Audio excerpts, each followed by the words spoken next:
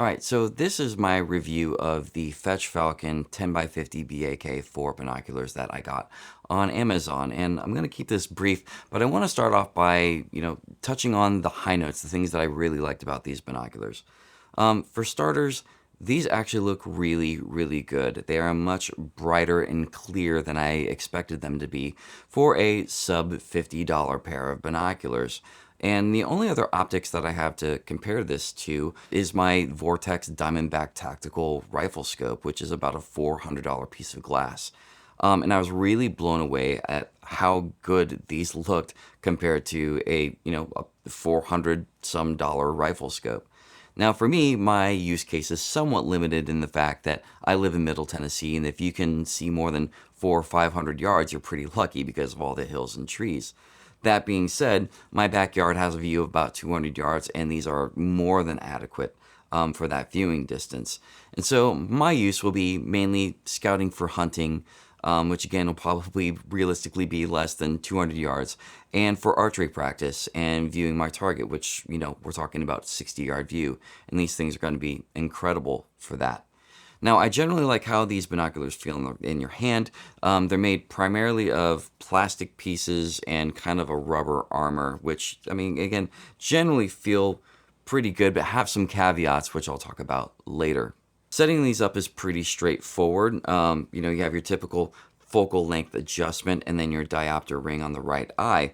And so I found that setting up your left eye, your focal length of your left eye, since it's your non-adjustable side, is best, and then you use the right diopter ring to adjust the right eye to make it match. And that worked really well. Now, Fetch Falcon's listing claims that these are good up to 1,000 meters, and I'm just going to have to kind of take their word for it, again, because I'm not getting distances much further than 400 or 500 yards where I live.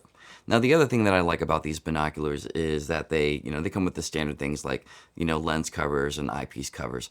But these binoculars also have fold-down eyepiece rings that can accommodate people with glasses. So these fold away. It lets you get your eye closer because your glasses are going to create distance from the lens anyway.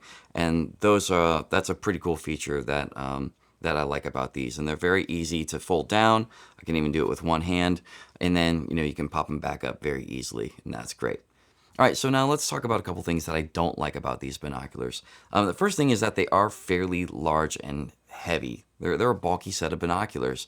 And that's not that big of a deal for, mess around in your backyard or on your property. But if you're going on some hunt where you have to hike a lot, and you have to carry a lot of gear, and essentially like real estate is a priority, then these are really big. It's going to take up a lot of space. Even if you have some sort of chest mount or, chest rig, it's going to take up a lot of space. I can certainly see the argument for getting a much more compact set of binoculars than these for something like that.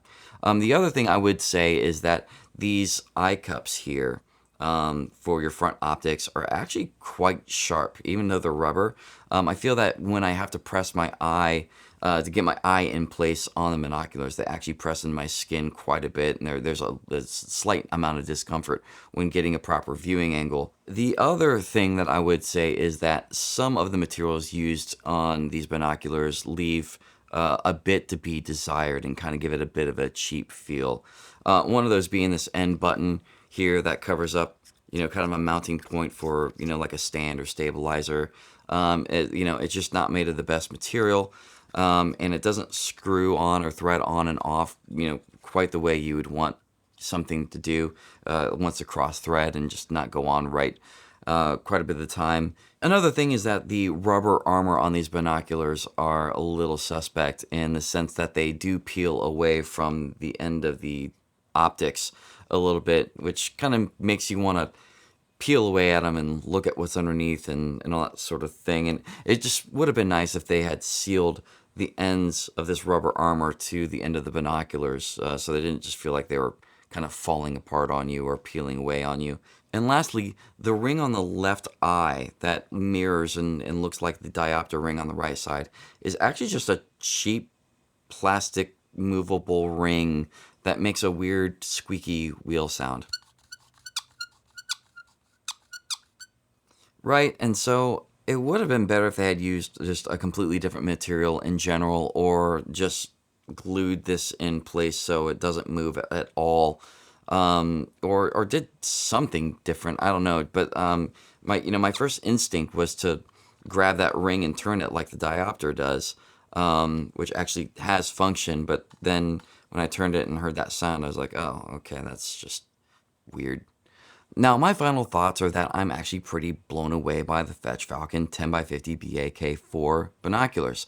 They really are a nice, clear set of binoculars that perform well in low light and in the evenings, and that's incredible for a set of binoculars under 50 bucks. And in my use case, where I'm just checking them for archery practice or glassing the landscape in Middle Tennessee, they're great. Now, keep in mind, again, if you're doing big hunts and you're traveling a lot, these might be big and bulky and they might just want to look for a smaller set. But if you're bird watching or just wanting to have a general set for going around and checking hunt locations or property, these things are going to be incredible for you. I really do highly recommend the Fetch Falcon BAK4s.